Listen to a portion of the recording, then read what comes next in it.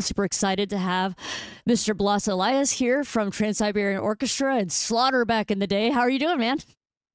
I'm good. Thanks so much for having me. I guess I was just telling you earlier, I'm sorry I haven't made the drumathon yet, but one of these days we're gonna make it work. Oh, you're so awesome, man. Thank you so much. Like I was telling you before, man, having you on the show is a great help to the organization, and we really are grateful for you to be here today. So thank you so much, man. Yeah, anything I do to help. It looks like you're doing great work. So, like I said, anything I can do to help. And one of these days, that's usually the time of the drumathon. It's like a really busy time of the year for me, Right. getting ready for Trans-Siberian Orchestra. We usually have our rehearsals around then, and and then I've got these. I'm out with Stephen Percy again this year.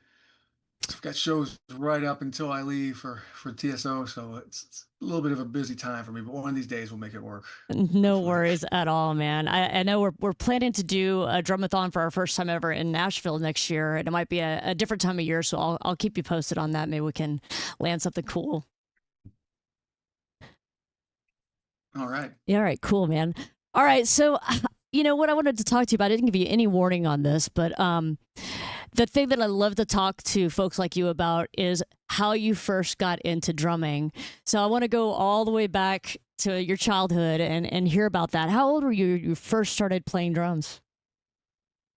I started playing when I was in seventh grade, junior high, middle school in Houston, and I originally actually I started playing guitar a year or two before that, and I had a band with my best friend Marzi, who's also from Texas, and we couldn't find a drummer, and we were getting ready to do a talent show, and so I just decided, I take up the drums, and they had, we're gonna, we're in middle school, and so they had the marching band, the orchestra, and they give you drum set lessons if you join the march, orchestra. So I decided to do it. So like I said, I didn't plan on being a drummer, although I always loved drummers. Like, even before I was into the drums, I loved Peter Criss. Ringo was my favorite Beatle when I was a kid. So I always loved the drums. But I started playing in the orchestra, learned all my rudiments, and the marching band, high school. I was in the marching band and the jazz band and the orchestra. And I had a few private teachers. I had, Bobby Rock was one of my teachers. We went to the same high school. I don't know if you know Bobby Rock. Yeah, totally He do. was Yeah. It was Vinnie Vincent's Invasion and Nelson. So we went to the same high school, although he graduated before I got there. But he was kind of like legendary drummer, of the area, and so everyone knew him. Everybody talked about him. I'd never met him, but he was just this mythological figure, around our Right. neighborhood. Yeah. And so I was lucky enough to get in with him to take some lessons, and it was cool because it was right around the time I started taking lessons from him is when he had gotten sober because he had a problem with alcohol and maybe some other things, and he got sober and got really healthy and started working out, and he became a vegan and bodybuilder. So it was good to have that influence because I had a lot of people that I looked up to who were sober, which was cool, because it kind of helped me to stay away from all that stuff. So that was cool. So That is Bobby Rock. that is amazing to have somebody like that as a role model at that age, especially. Yeah, You know. and Tim Root, who was another teacher who worked at the drum shop in Houston. Was a great drummer, really nice guy. I still see him every now and then back when I get back to Texas with TSO. And Mary Thompson, who was my middle school band teacher, she probably one of the biggest influences on my drumming because she was just, I mean, she was strict. If you get a chance, check out Bobby Rock's blogs because he writes a lot about. He's a great writer and he writes about her a lot. He just had I think it was the anniversary of her passing, and she was also a pretty big figure in his life. So he's got some really good stuff on her. But yeah, lucky enough to have really good teachers. So No and doubt. then I was, I always, I was a rocker, since I was little. But then, when I was in high school, I kind of got into jazz and funk and some other things. I played in a band called Night Flight, and we did the jazz circuit around Houston. I played Baxter's Jazz and some other places, and so I was really into that for a while. And then I played in this band called Xerox, which some people I don't know, may remember because they were pretty big in Texas. They opened up for Duran Duran like back in the late '80s. Had a song called "The Teachers of Punk." Guy Schwartz and Randy. So far, really talented couple guys, great songs. Surprised they never got bigger than they were, but looked up maybe you could find them on YouTube or something. Z Rocks. It was a cool band. So I did that, and then stopped playing for a little while. Got a scholarship at the University of Texas, and I went there. I was biology pre med, and kind of I had to stop playing pretty much for a while, and then went to go see a couple concerts at the Frank Irwin Center, and one of them was Ozzy Osbourne with Metallica opening. And I just remember like thinking to myself, like, I've got to at least, I mean, because that's that was my passion. So I was so moved by seeing that, and I just felt that was where I belonged. And so I decided I'm going to take a year off, as I said, from school and pursue music. And so I did. I joined a band. Um, a few bands. I joined Black Sheep, which some people from Texas may know. We played around. We opened for King's X a couple times, and this other band, Nemesis, it was a band with some guys that Bobby Rock had played in before, and so just kind of getting my chops going. And there was a band I auditioned for. I didn't make when around that time period, which was what was the name of this? It was with Jeff Scott Soto. He came, Oh, actually he had a cool. friend in Yeah. Houston. He came to my house to audition me. I didn't make the cut. Uh, but it was a Japanese guitar player, Cooney, Ben Cooney.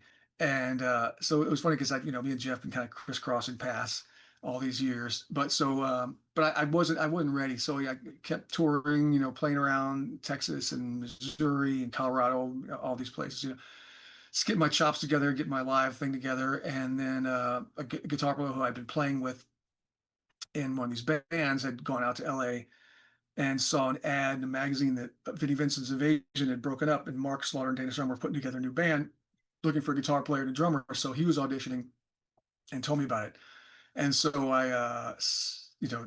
sent I sent a cassette and some other, some pictures and stuff, and got an audition, and went out, a one-way ticket, and I never came home. That was it. That's Just so crazy. on the run ever And since. you're still taking that year off from UT. Maybe I'll get back there one Yeah, day. right. And man, got to talk a little bit about like your major while you were there. How did that come to be? And it just, I mean, such drastically different, life choices there. Yeah, I mean, I tell my kids this all the time because like they have their own struggles, and so I try to you know find ways that we can relate to each other. And so I tell them my story in high school, which was I failed my first 2 years pretty much. I started 3 years as a freshman, and for a few different reasons.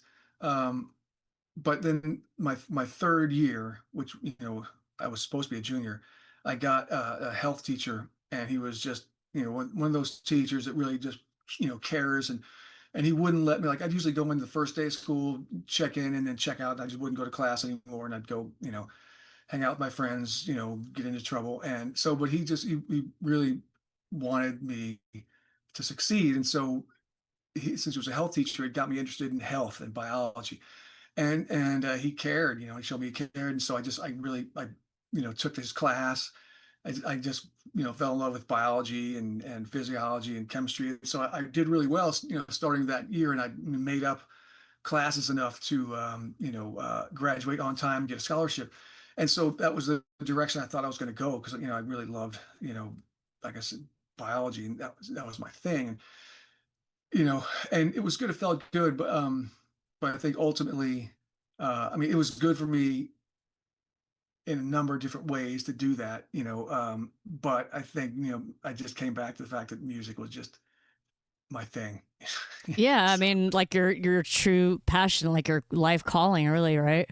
yeah, Yeah, yeah. that's I mean, super I cool. suppose sometimes I wonder what my life could have been like. Right, because that, I mean, I've that's been, one of those big forks in your life, like legit, like just two totally yeah, different directions, man. yeah, but I'm happy, man. I can't complain. I've had a pretty good life. Well, So, I think that's probably a great role model to your kids, to be able to see that you went after your passion and were able to accomplish all that, because that's no easy task. So yeah, you got the gig with Slaughter, right? And yeah. that was what you'd say was your like big break. At what? Yeah, for Yeah, sure. yeah. At what point were you like, dang, stuff's happening. This is Um, awesome. well, I remember, like, so I went out there, and when I got there, they were just kind of starting to write songs. And so I was there through the whole process of the writing, and was there when Mark was, writing Fly the Angels and Up All Night, and I went home at one point, and he didn't have the lyrics yet. We had the music, and we're recording demos, and I went home, and Mark called me and played me the first version he had of the vocals on Fly the Angels. When I heard that, I was like, wow, this could actually happen. Just, I mean, it was undeniable how cool the song that was. And so I kind of had the feeling, but I know the odds, no matter how good your songs are, the odds are pretty stacked against you. Um, but I don't know when it was. I mean, we got lucky with our first tour opening for Kiss, which was pretty crazy because I grew up a huge Kiss fan, and so I guess maybe that was the point when we our first show with Kiss was the first show we ever played, and a lot of bands like they spend a lot of time paying dues, playing clubs and stuff. And we'd all done that individually, but as a band, our first gig was in Lubbock, Texas, opening for Kiss, and the crowd was all like, we had already had our songs were on the radio, and I think our Up All Night was already on MTV at that point, so the crowd was already taken to us, and so I think that's the point when I kind of felt that reaction live from those people. That's when I kind of knew something was this could really happen. And then from there, it just once we started that tour, it just started to really take off, and MTV started really playing our video. We were like number one on the countdown, and it all happened fairly quickly, honestly.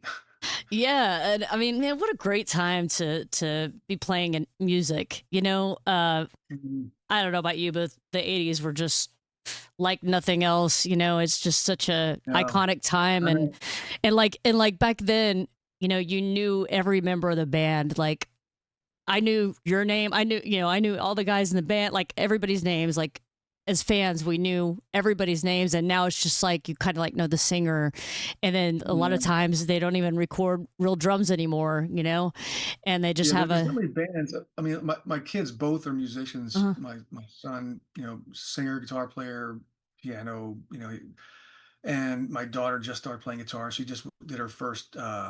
She did a punk rock all girls, rock camp, and played her first little performance. And she would just tell me like, "Hey, there's not many bands anymore, and it's kind of sad, that whole the dynamic. And I don't know if it's the internet, what's happened, but socially, it's hard for young people to get together. Like that's one of the biggest challenges my kids have is finding other people to play with and collaborate with. It's just like I don't know. Like I said, I don't know if it's the internet's done this or what's happened, but it's sad that there isn't that band thing happening anymore. Maybe it'll come yeah. back because I think a lot of kids doing it. I was really happy to see all these young girls doing it at this punk rock camp my daughter did. And my son's finding a few people here and there. So hopefully, I think with all this AI music, maybe there'll be kind of like some pushback, and the young people are going to want real,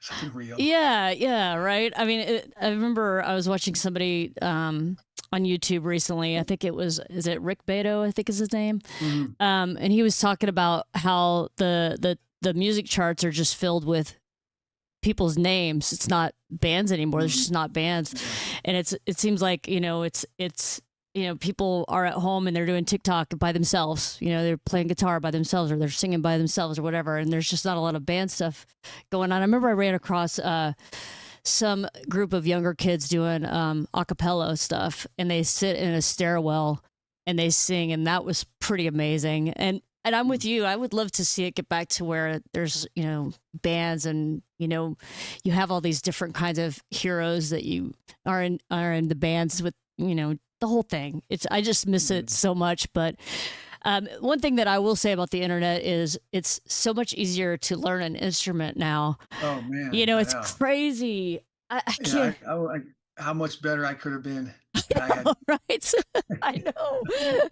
Oh my god, it's crazy. Yeah, like the young kids that come out and they're just like, oh my god, they could just Google Yeah, everything and anything figure you out want to know, anything. any Yeah, song you want to learn, it's just right there. Like yeah, we all try to figure it out somehow. yeah, yeah.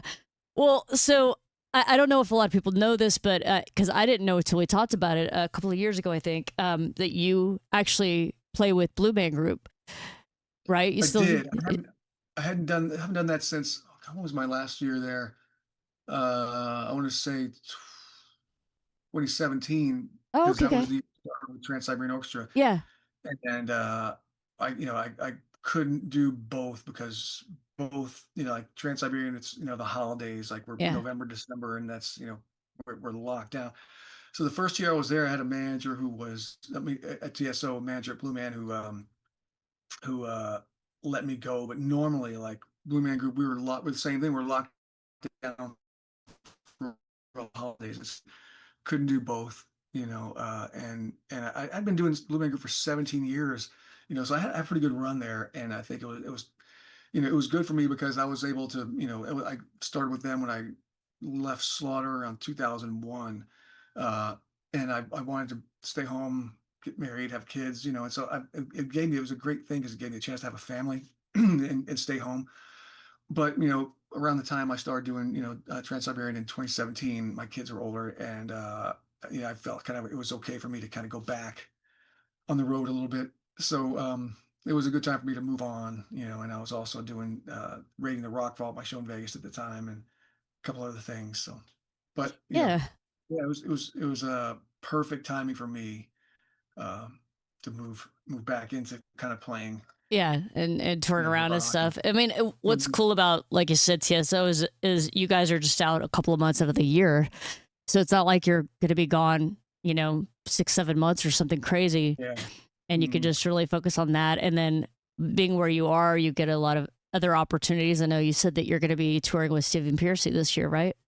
Yeah, yeah. Yeah, So we've done a few shows early this year. We did the Monsters of Rock cruise. I'm leaving tomorrow, and pretty much most weekends up until I leave with TSO, we're doing that. And some of the shows are with his solo band, which is me, Stephen, Johnny, Monaco, Eric, uh, and Matt Thorne on bass.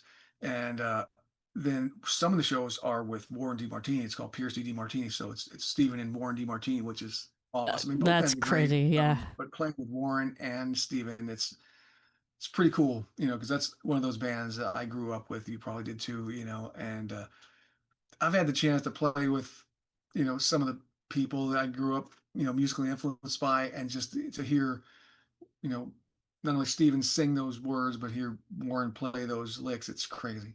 You know, it's like I'm gonna being on pinch stage is myself. amazing. That's Yeah. that's really cool. I think the last time I saw Stephen Pearcy was here in Dallas, probably like 8 years ago or something. And I think was it Greg D'Angelo that played with Could have him? been, I yeah, think could have so. been. Um, yeah. So it was a very small venue too, but it was packed out. It was a lot of fun. It's good that he's still out there playing. I know George Lynch is out playing still too and doing a lot of stuff. And there's, like we were talking earlier, so many bands still at it.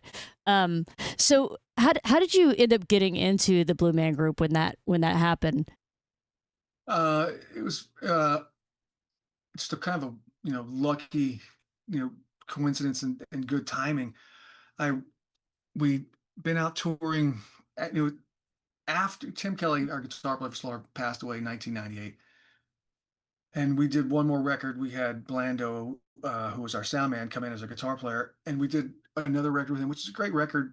And we did a couple tours, but it had just it for me is it just started to feel like I don't know maybe time for me to take a break. I think some of the other guys felt that too, so we had all decided that we're going to take a break. 2001. And then while I was home, I saw this PBS special on Blue Man Group, and I was like, "Wow, that is really cool."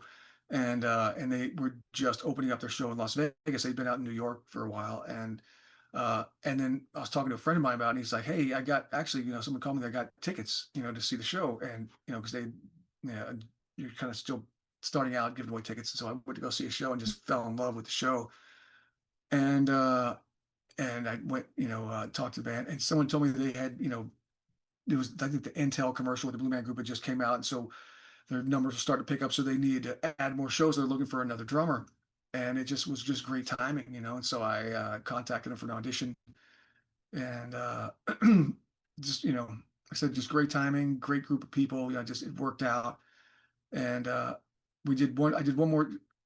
The guys called me and said, "Hey, I know we're gonna kind of take a break, but we just got a call from the guys in Poison, I think it was, and they wanted to do this big summer festival." That's what kind of when the '80s thing was kind of finally starting to come back, and the bands are starting to play together these festivals. So I did one summer where I'd play Blue Man Group during the week, and I'd fly out and play with Slaughter with Poison on the weekends, and uh, it was great. But I think I just like I said, I decided it was time for me to. Kind of switch over to something else for a little while. It looks like his video is locked up for a second. Hoping he'll be right back. Those guys, I mean, that was There we go. Okay, I think we got you back now. Blas, you there? yeah. Okay, did I lose you? Yeah, the magical interwebs are working against us right We now. there? Yeah, we're here. We're good. That's super cool. I mean, and think Oh, about nice. the Blue Band Group, and I'm gonna switch over here real quick, guys. He's gonna dial back in. Lost his connection there. There we go. So he'll be right back. Oh, here we go. Oh, there. I got you back. Yay. Awesome. That was fast. Way to go. I don't know what you did, but you did good. I don't know. I was just, yeah, I was just saying, man, getting a gig like Blue Band Group, such a different thing. And like, going from Slaughter to Blue Band Group to Trans-Siberian Orchestra, the production of Blue Band Group and Trans-Siberian Orchestra is just nuts, man. That had to be Yeah. like, I can't even imagine mean, being on a stage and seeing all these things going on around you. It's just got to be super cool. Yeah, I've been pretty lucky. And Blue Man Group was great because I got to play. There was we started out. There was four drummers playing together. So it was three string players, four drummers, and the Blue Man who also played drums. And still the original three Blue Man, Chris, Matt, and Phil, were still involved at that point. And so they'd come out and they'd be creating these pieces of art and different musical things, and just going through the creative process with those guys and watching them work was really cool, and it was so different, and so we had four different positions. It was two drum sets and two standing percussion gigs, and so I got to rotate between those, and I really actually liked the standing percussion because we weren't just drumming, but we were kind of, I wouldn't say dancing, but it was almost like taiko drumming. We were jumping and hitting drums, so we had to jump up to hit mallets, and it was really cool. We wore face paint, and it was really really cool. It was a great experience. Met some great people, some great musicians. We worked with there. So that and the show was just magical. Especially back in those days. Like now, it's still a great show, but it's kind of, it was bought by Cirque, which is it's great, but it's been more, I don't want to say corporatized, but Like uh commercialized. yeah, I Mm. mean, it was back then because it was owned by the three original Blue Men, and so they were still in control, and it was all about the art. They didn't care about the money. It was just they wanted to make art, and so it was really cool being in that at that time. Because it's still a great show, but uh, those times, those early days were pretty magical with that thing. Yeah, definitely. Getting to be so animated and getting to play drums, doing something that you love, and just getting, like I said, just to be animated and have like a visual of your passion in playing is pretty fun. Yeah. And so, how did the Trans-Siberian Orchestra gig come to be? That I just like I said, I get lucky. But, I'm not. Likely to I'm still follow not you really around or sure. something. But I had, I wasn't really doing much other than Blue Man Group. I sub in with this Radio the Rockfall show sometimes. I wasn't full time with them yet, but so I didn't really have I had a Facebook page, but I never really looked at it much. You know what I mean? I've never really been that much into social media and all, you know, so I check it maybe every few months. I check my messages and I get this long stream of junk mail and other messages. And so most of the time I wouldn't see all of it. And so I just happened to check it on this one day. And this right at the top of the messages was a message from one of the Trans-Siberian Orchestra people asking if I'd be interested. You know, they were looking for another drummer. And at first I kind of thought it was just a fan that was kind of just trying to talk to me or whatever, but turned out to be legitimate. And I guess you know maybe they'd seen videos of me online or something. I don't know. So, but it was just perfect timing, you know. And like I said, at that time I was ready to kind of get back into playing more rock oriented stuff, and I went. So they asked me if I put together a video, and so I played along with a couple of their songs and sent them a video, and then they liked me, so they brought me out to play with the guys, and we got along, and everybody there was really cool, and I love the music, and everything kind of gelled, and it just kind of worked out, so I started on that journey, that part of my life, and it's been great. I mean, I love it, for me, because the whole show is just kind of over the top, and my drumming, I guess I could maybe, you could maybe say I'm a little over the top, so No, kind man, of it's fit in, great. and great group of people, great music, the production. I'm just, like, I took my son and he came up a couple years ago to visit um, in Spokane for Christmas, and so we took him in early. We showed up at the arena about 5:30 or 6 a.m. to watch the whole load in from the, chalking the points and doing the math on the floor, hanging the motors, and bringing up all the trusses and rolling in the stage and all that. So we got to see the whole thing, the production. I mean, the crew, everyone there, like that team is just amazing, and just really, lucky to be a part of that thing. So Yeah, I was telling folks earlier, I was like, if you haven't seen TSO, you got to go. It's such an amazing show. It's really inspirational, and it's cool to see, and especially around the holidays, and it's all tied together, and it's a great mm, message and everything. Love it so much, and what a great gig. It's cool to see because, like, there's sometimes a stereotype of rock drummers that they're just boom, pop, boom, that's it, no real chops or something. And for to see that you have had such respect from the industry is really cool. And I mean that they know that you've got the chops. It's really cool because I think that the first time I met you, if you remember, I went to see CSO like 4 years ago or 5 years, I don't remember, ago, and I was like, dang, this is great. I don't know what rock I was living under, man, but I just wasn't aware of the whole thing. And I was just like, holy crap, that's so cool. I want to like pick a song and do a video, play into it or whatever. And I played to it. It's just fun, man. That stuff yeah. is really, really fun to play. And I like things that are fun, challenging, and I mean yeah. that show me it is challenging because there's everything from we played blues, rock, classical. There's some kind of progressive stuff. I mean, there's odd meters, like there's some straight ahead kind of rock, and a lot of this, ballads that require like dynamics, and so there's a lot. You got to be pretty versatile to play that set, and it's long. It's 2.5 hours, and we average 8 shows a week. Sometimes we're doing 10 or more shows a week. And so you got to be in pretty good physical shape. But it's hard, but it's, I mean, being up there every time I get up there, I'm like, wow, I'm so blessed to be able to do this, and I look around like I, you know, I had, my really, my first run with Slaughter, in the early 90s when we were out playing arenas. And I was lucky enough to be, able to do that on that level. And after I'd stopped playing, and I had a great thing with Blue Man Group, and I was playing, Blue Man shows, but I never thought I'd be back out doing that at that level.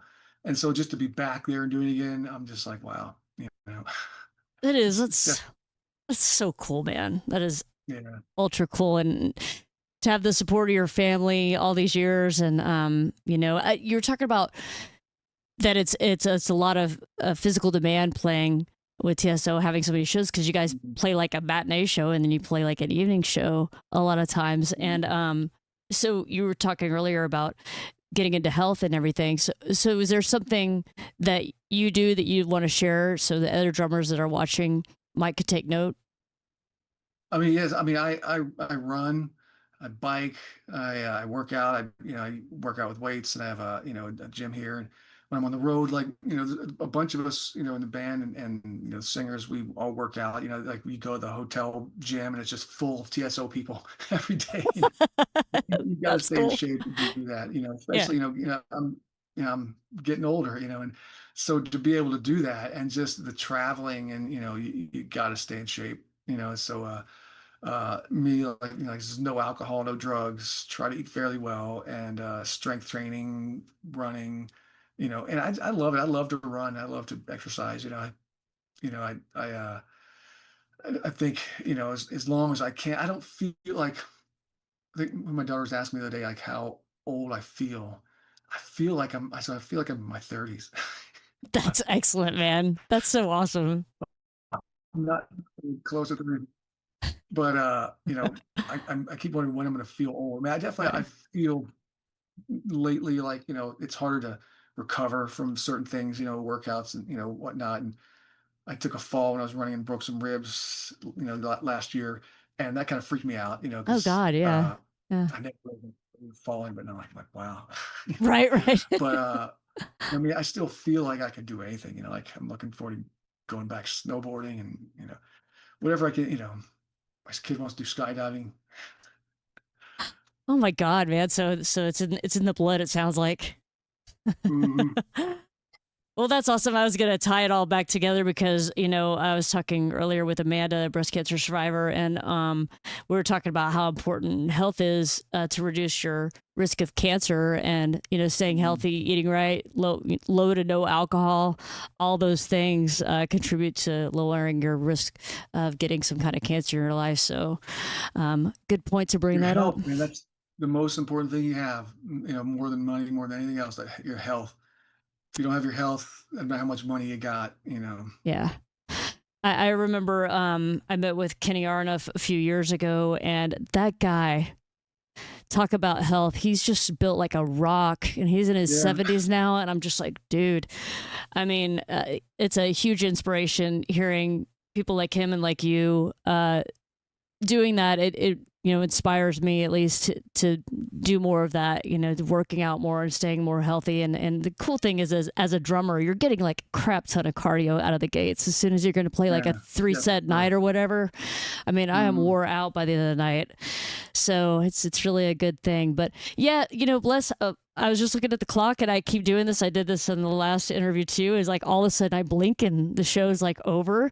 But I've had you Uh, for 30 minutes now, so I'm going to wrap it up here. But man, thank you so much for joining tonight and telling your story about how you became to be a drummer, and with all the great groups you've got to play with, and just for being here, and helping bring attention to breast cancer can stick it, and what we're out here doing. And we will get you to a drumathon sooner or later. all right. All Yeah, thanks right. for having me. Good luck with everything, and anything I can do to help. Hopefully, I'll get out there with you soon. Excellent. Thanks so much, man. Stay safe. Okay. You too. See ya. Bye. All right, everybody, give it up. That was Blas Elias, TSO Slaughter. So cool to have him on the show. Be sure to catch Trans-Siberian Orchestra in your area this year, November, December. Watch out for him. Always a great show.